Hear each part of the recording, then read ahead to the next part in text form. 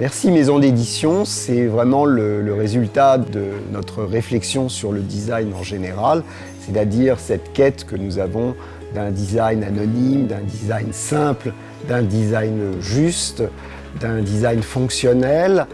Donc d'avoir la possibilité de créer notre propre collection permettait évidemment d'avoir un regard peut-être un petit peu plus juste sur nos attentes.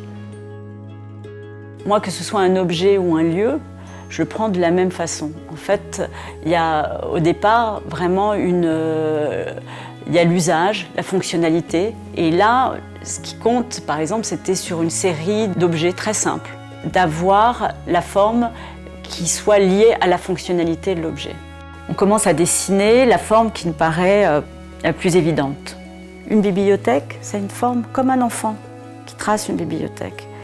La lumière, c'est pareil, on prend un papier, on tourne une feuille, et l'utilité, c'est de protéger une lampe. On lui met comme une petite résille, et c'est là son seul usage. À partir de ce moment-là, c'est avec qui je vais pouvoir partir sur cette aventure. Et cette aventure, c'est obligatoirement avec les faiseurs, avec ceux qui savent travailler soit le métal, soit le bois, qui vont faire en fait que l'objet va devenir une réalité.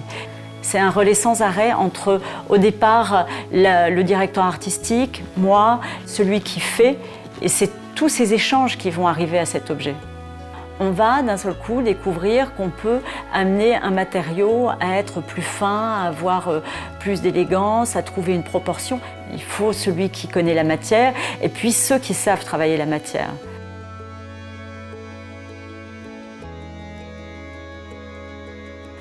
On est dans un monde où on voit des belles images et on pense que tout est virtuel, mais c'est extrêmement matériel.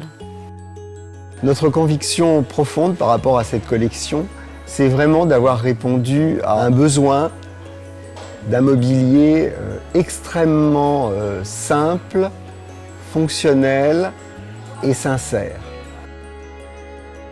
Quand tu fais un objet, donc, tu le penses pour les autres aussi, et tu espères juste qu'il y a quelques personnes qui seront très heureux et à qui ça fera du bien.